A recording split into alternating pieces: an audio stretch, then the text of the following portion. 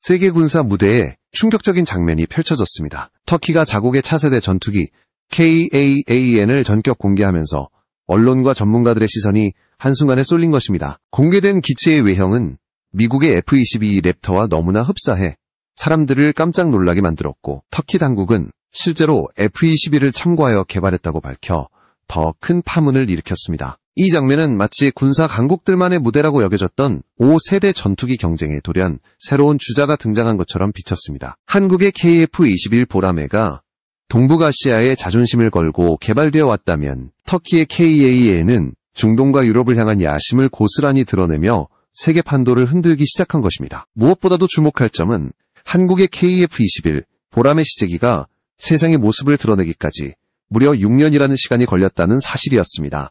과정에는 수많은 난관이 존재했습니다. 엔진 문제, 레이더 독자 개발, 각종 무장 통합과 시험 비행 등 수천 가지의 절차를 거쳐야만 비로소 시제기를 완성할 수 있었던 것입니다. 반면 터키는 단 3년 만에 기체를 내놓으며 언론으로부터 초고속 개발이라는 화려한 수식어를 얻었고 전 세계를 놀라게 했습니다. 마치 속도만으로 한국을 능가한 듯한 인상을 남기며 터키가 KF-21을 추월할 수도 있다는 논조가 등장하기 시작했습니다. 이러한 상황은 한국 내부에서도 큰 파장을 일으켰습니다. 어렵게 세계 8번째 전투기 개발국의 반열에 오른 한국에게 터키의 등장은 자존심을 건 도전으로 느껴질 수밖에 없었습니다. 특히 KF-21이 아직 본격적인 양산 단계에 들어서지 않은 시점에서 터키가 준비된 국가처럼 보이는 장면은 국내 여론을 흔들기에 충분했습니다. 우리가 힘겹게 세운 성과가 단숨에 빛을 잃는 것은 아닌가라는 우려의 목소리가 번졌고, 언론은 한국과 터키, 두 신흥 전투기 강국의 정면 승부라는 자극적인 제목을 붙이며 긴장감을 부추겼습니다. 국제사회의 반응도 다양했습니다. 일부에서는 터키의 KA-AEN을 진정한 5세대 전투기의 탄생이라고 치켜 세웠지만, 또 다른 전문가들은 겉모습만 화려한 빈 껍데기일 수도 있다는 의문을 제기했습니다. 전투기 개발은 단순히 외형을 흉내낸다고 해서 완성되는 것이 아니며, 레이더, 엔진, 무장통합 같은 핵심 기술을 장악해야만 실질적인 힘을 가질 수 있기 때문입니다. 따라서 세계는 놀라움과 동시에 의심을 품었고, 곧바로 한국의 KF-21과 터키 KAAN을 정면으로 비교하는 흐름으로 이어졌습니다. 이 비교는 단순히 두 기체의 성능을 가늠하는 기술적 대결이 아니었습니다. 그것은 곧 국가의 군사 전략, 국제관계에서의 입지, 그리고 국방 자주권을 상징하는 문제였습니다. 한국은 오랜 기간 동안 미국의 무기체계에 의존해왔고, 이제 독자적인 전투기를 개발하면서 한 단계 도약을 꿈꾸고 있었습니다. 터키 역시 나토 회원국으로서 미국과 갈등을 빚어온 상황에서 독자 노선을 구축하려 했습니다. 따라서 KF-21 때 KAAN의 대결은 단순한 기술 비교를 넘어 동아시아와 중동이라는 서로 다른 지역의 안보 구도를 바꾸는 거대한 변수로 떠오르게 된 것입니다. 세계의 시선이 집중되는 가운데 군사 전문가들은 한 가지 분명한 결론을 내리기 시작했습니다. 겉모습만으로 전투기의 진정한 성능을 평가할 수 없다. KAAN은 화려하게 공개되었지만 실제로는 보여주기식일 수 있으며, 반대로 KF-21은 화려하지 않지만 내실을 다진 결과물이 될 가능성이 높다는 것입니다. 앞으로의 전개는 단순히 속도의 문제가 아니라 얼마나 완성도 높은 기술과 실전 배치 능력을 보여줄 수 있느냐에 달려 있었습니다. 결국 한국과 터키의 전투기 경제는 이제 시작일 뿐, 그 무대는 전 세계를 향해 본격적으로 펼쳐지려 하고 있었습니다. KF-21과 KAAN의 등장은 단순히 두 나라의 항공 기술력을 과시하는 차원을 넘어 각국이 걸어온 개발의 역사와 철학을 그대로 드러내는 상징적인 사건이었습니다. 한국은 1990년대부터 차세대 전투기 필요성을 꾸준히 제기해왔습니다. 북한의 위협과 동북아시아의 군사적 균형 속에서 독자 전투기 보유는 단순한 선택이 아닌 필연이었습니다. 하지만 자체 개발은 결코 쉽지 않았습니다. 막대한 비용, 미국과 유럽의 기술 이전 제한, 그리고 국내 산업 기반의 부족이 동시에 발목을 잡았습니다. 이런 악조건 속에서도 한국은 포기하지 않았고, 마침내 KF-21 보라매를 현실로 끌어내며 세계 8번째로 전투기를 독자 개발한 국가가 되었습니다. 반면 터키의 KAAN은 정치적 맥락 속에서 급부상했습니다. 터키는 오랫동안 미국산 F-16을 주력으로 사용해왔으나 F-35 도입 과정에서 미국과 갈등을 빚으면서 자국 주도의 전투기 개발 필요성이 더욱 커졌습니다. 러시아제 S-400 도입 문제로 인해 미국이 터키를 F-35 프로그램에서 배제하자 터키는 강력한 자존심과 국가적 위기감을 안고 독자 전투기 프로젝트에 뛰어들었습니다. 이러한 배경은 KAAN을 단순한 무기가 아니라 군사 독립의 상징으로 포장하게 만들었습니다. KF-21의 개발 과정은 철저하게 단계적이었습니다. 먼저 기체 기본 구조를 확보한 뒤 AESA 레이더와 IRST 전자전 시스템을 독자적으로 통합하기 위해 장기간의 연구와 시험을 거쳤습니다. 또한 미티어 공대공 미사일, JDAM과 같은 정밀유도 폭탄을 비롯한 각종 무장을 실제로 장착하고 시험 비행까지 수행하며 실전성을 입증했습니다. KF-21은 현재까지 이미 수백 차례의 시험 비행을 마치며 신뢰도를 높여왔습니다. 이는 단순히 보여주기에 그치지 않고 완성된 무기체계로 가기 위한 치밀한 접근이었습니다. 반면 터키의 KAAN은 불과 3년 만에 시제기를 공개하며 속도전을 강조했습니다. 하지만 문제는 바로 그 속도였습니다. 아직 엔진조차 독자적으로 확보하지 못한 상태에서 미국의 F-16에 사용되는 GE-F110 엔진을 그대로 장착한 것에 불과했습니다. 레이더 시스템 역시 독자 완성에 이르지 못했고 스텔스 설계나 무장착 역시 단순한 개념 설계한 단계에 머무르고 있다는 것이 드러났습니다. 다시 말해 화려하게 등장한 KAAN은 실질적 기능을 갖춘 전투기라기보다 정치적 퍼포먼스에 가까웠던 것입니다. 이 차이는 전문가들의 분석에서도 극명하게 드러났습니다. 한국의 KF-21은 아직 5세대 전투기의 모든 요건을 충족한 것은 아니지만 확실하게 4.5세대 이상의 성능을 갖춘 기체라는 평가를 받습니다. 반면 터키 KAAN은 5세대 전투기라 불리지만 실제로는 4세대에도 미치지 못하는 수준이라는 냉정한 진단이 이어지고 있습니다. 즉 한국은 실속 있는 내실을 선택했고 터키는 정치적 쇼케이스를 택한 셈이었습니다. 흥미로운 점은 두 나라가 비슷한 시기에 독자 전투기를 내놓으면서 국제사회가 자연스럽게 두 기체를 비교하기 시작했다는 것입니다. 언론은 한국과 터키 두 신흥 강국의 대결이라는 프레임을 만들었고 양국 모두 이를 국가적 자존심의 문제로 받아들이며 더 치열하게 경쟁하는 구도를 형성했습니다. 그러나 진정한 경쟁은 단순히 외형과 속도의 문제가 아니라 누가 더 신뢰할 수 있는 무기 체계를 완성해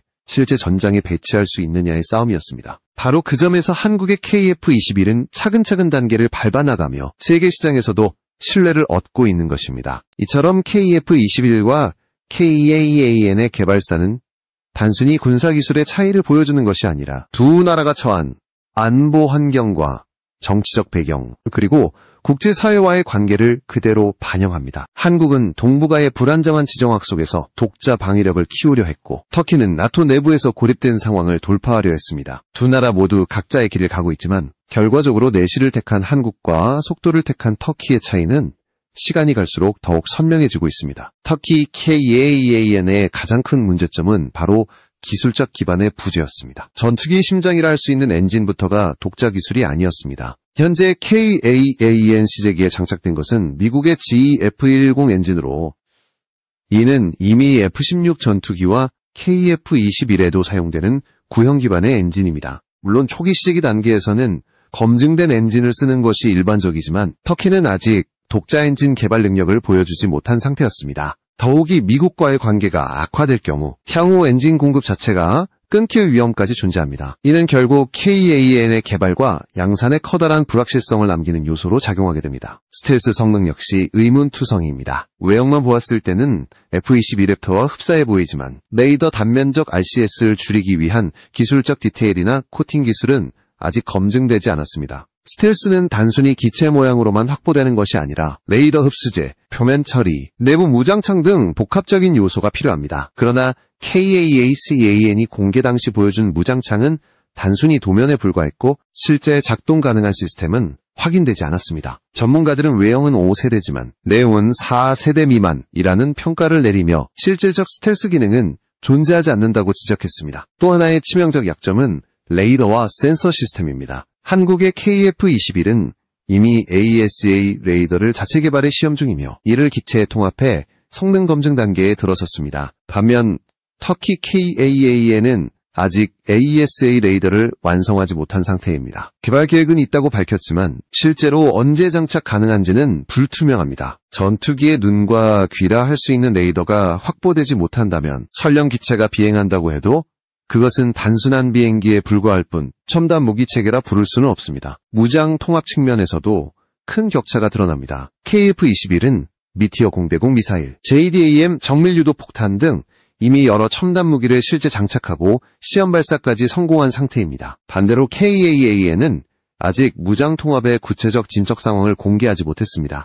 KAAN은 외형은 완성된 듯 보이나 실제 전투력을 발휘할 수 있는 체계적 무기통합 능력은 전혀 확보되지 못한 상태였습니다. 이 점에서 많은 전문가들은 KAAN, 을진짜 전투기라 부르기에는 아직 이르다고 지적합니다. 결국 KAAN의 문제는 보여주기식 개발이라는 점입니다. 불과 3년 만에 시제기를 공개했다는 속도전은 정치적으로는 효과가 있었을지 모르나 군사적 완성도 측면에서는 의문을 낳았습니다. 국민과 국제사회를 향해 우리도 5세대 전투기를 만들 수 있다는 메시지를 주기 위한 상징적 행위였을 뿐 실제로 실전에 투입될 수 있는 전투기를 갖췄다고 보기는 어려웠던 것입니다. 반대로 KF-21은 화려한 외형보다는 내실을 다지며 하나하나 기능을 검증해 나갔습니다. 이 차이가 시간이 지날수록 더 큰 격차로 드러나게 될 것이라는 전망이 나오고 있습니다. 한 군사 전문가는 이렇게 말했습니다. 터키 KAAN은 정치적으로는 성공했지만 기술적으로는 아직 걸음마 수준에 불과하다. 반면 한국 KF-21은 이미 수많은 시험 비행과 무장 통합을 마치며 실질적인 전투기로 나아가고 있다. 결국 승부는 시간이 증명할 것이다. 이처럼 KAAN의 현주소는 화려한 언론 플레이 뒤에 숨겨진 불편한 진실을 드러내고 있었던 것입니다. KF-21은 KAAN과 달리 실질적 전투기로서의 면모를 이미 입증해 나가고 있습니다. 한국은 개발 초기부터 단순히 시제기를 띄운다는 목표가 아니라 실제 전장에 투입할 수 있는 완성도, 높은 무기체계를 구축한다는 뚜렷한 목표를 세웠습니다. 그 핵심은 바로 철저한 단계적 접근이었습니다. KF-21은 기본 비행 성능을 검증하는 단계에서 수백 회 이상의 시험 비행을 성공적으로 수행했고 이를 통해 안정성과 기동성을 모두 입증했습니다. 단순히 날아오르는 것에 그치지 않고 다양한 환경과 조건에서 기체가 안정적으로 작동할 수 있음을 보여준 것입니다. 특히 무장 통합 능력은 KF-21의 가장 큰 강점 중 하나입니다. KF-21은 이미 미티어, 공대공 미사일을 비롯해 AIM-120, JDAM, 그리고 향후 타우러스, 장거리 공대지 미사일까지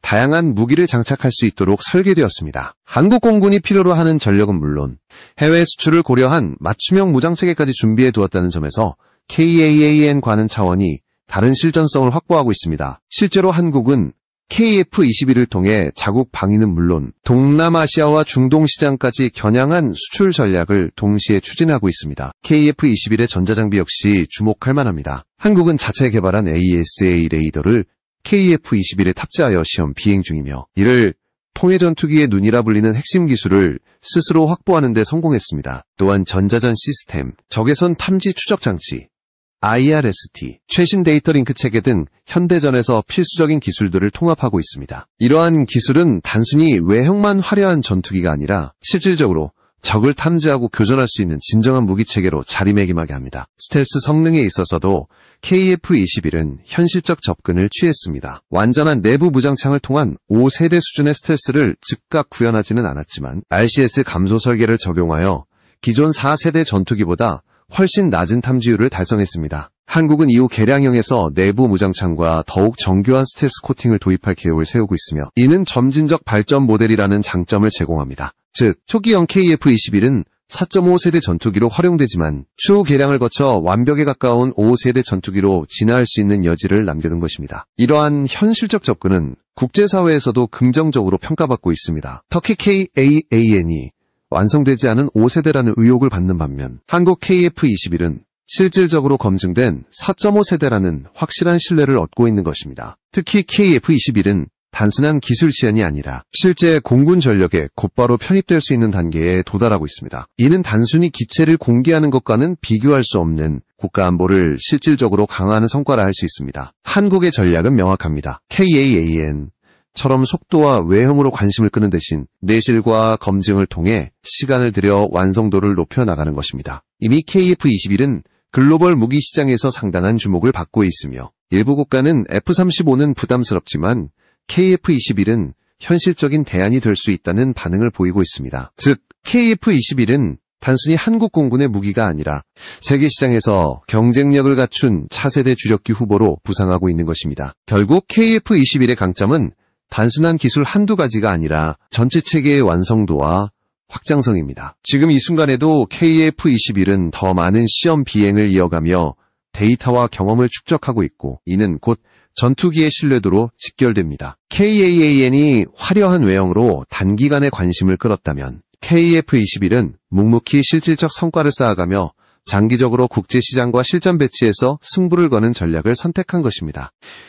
이제 전문가들의 분석은 본격적으로 KF-21과 KAAN을 나란히 놓고 비교하기 시작했습니다. 단순히 어느 나라가 먼저 시제기를 띄웠는가의 문제가 아니라 실제로 어느 기체가 전장에서 살아남을 수 있는가라는 본질적인 질문에 초점을 맞춘 것입니다. 그리고 이 비교는 거의 모든 항목에서 KF-21이 우세하다는 결론으로 이어지고 있습니다. 첫째, 개발 과정의 신뢰성에서 큰 차이가 납니다. KF-21은 장기간의 연구와 수많은 시험 과정을 거쳐 체계적으로 완성도를 높여왔습니다. 반면 KAAN은 불과 몇 년 만에 기체를 내놓으며 언론의 주목을 끌었지만 정작 내부 시스템은 준비되지 않았다는 비판을 피하지 못했습니다. 군사 전문가들은 KF-21은 늦더라도 확실히 쌓아올린 성과이고 KAAN은 빨랐지만 허술하다라는 평가를 내립니다. 둘째, 핵심 기술 확보 여부에서도 큰 간극이 존재합니다. KF-21은 AESA 레이더, IRST, 전자전 장비 등을 독자적으로 개발해 기체에 통합하는 단계에 도달했습니다. 특히 AESA 레이더는 한국이 독자 개발에 성공하면서 해외 수출 경쟁력까지 확보하게 된 상징적인 성과입니다. 반면 KAAN은 아직 레이더 개발조차 마무리하지 못했고 앞으로 장착할 계획이라는 선언만 내놓은 상태입니다. 전투기에 눈과 귀라 할 수 있는 장비가 없는 상태라면 그것은 그저 껍데기에 불과하다는 혹평이 나올 수밖에 없습니다. 셋째, 무장 운용 능력의 격차도 큽니다. KF-21은 이미 미티어 미사일, JDAM, AIM-120, 그리고 향후 장거리 공대지 미사일까지 실질적으로 탑재 가능하도록 통합을 마쳤습니다. 실제 시험 발사와 운용 경험까지 축적하면서 전투기로서의 본질적인 능력을 입증해 나가고 있습니다. 그러나 KAAN은 무장 운용과 관련해 구체적으로 검증된 바가 거의 없습니다. 단순한 설계 단계에 머물러 있을 뿐 실제 장착과 발사까지 이어진 사례는 보고되지 않았습니다. 넷째, 엔진 문제는 KAAN의 치명적 약점으로 꼽힙니다. KF-21 역시 초기에는 GF110 엔진을 사용하고 있지만 한국은 장기적으로 독자 엔진 개발과 개량형 도입 계획을 추진하고 있습니다. 무엇보다 한국은 미국과 안정적인 협력 관계를 유지해 엔진 공급의 불확실성이 크지 않은 반면 터키는 미국과의 갈등으로 인해 언제든 엔진 공급이 끊길 수 있다는 근본적 위험을 안고 있습니다. 이는 곧 KAAN의 양산 가능성 자체를 위협하는 치명적 요인으로 작용합니다. 다섯째, 국제적 신뢰도와 수출 가능성에서 KF-21이 앞서 있습니다. 한국은 이미 동남아시아 국가들과 수출 논의를 진행 중이며 KF-21을 F-35의 현실적 대안으로 제시하려 하고 있습니다. KF-21은 첨단 기능을 보유하면서도 가격 경쟁력을 갖춘다는 점에서 매력적인 선택지로 부상했습니다. 반면 KAAN은 아직 실질적으로 완성된 무기가 아니기에 수출 논의가 본격적으로 이어질 가능성은 낮다는 것이 전문가들의 관측입니다. 결국 이 모든 요소를 종합한 결론은 명확합니다. KAAN은 화려한 외형과 빠른 속도로 정치적 성과를 노린 프로젝트라면 KF-21은 군사적 실효성과 기술적 신뢰도를 목표로 하는 장기적 프로젝트라는 것입니다. 어느 쪽이 진짜 전투기로서 가치를 지니는지는 굳이 설명하지 않아도 드러납니다. 전문가들이 KAAN은 5세대 전투기라 불리지만 현실은 4세대에도 못 미친다 라고 평가하는 이유가 바로 여기에 있습니다. 반대로 KF-21은 4.5세대라는 이름표를 달고 있지만 실제로는 5세대에 근접한 성능을 갖추며 실전 배치를 향해 나아가고 있는 것입니다. 따라서 국제 무기 시장과 군사 균형의 시각에서 보았을 때 KF-21은 점점 확실한 자리매김을 하고 있습니다. 반면 KAAN은 아직 가능성이란 단어에 머물러 있습니다. 그리고 이 차이는 시간이 흐를수록 더욱 명확해질 것이며 결국 한국과 터키의 전투기 경쟁은 실질적 성능과 신뢰성을 갖춘 쪽이 승자가 될 것이라는 점을 분명히 보여주고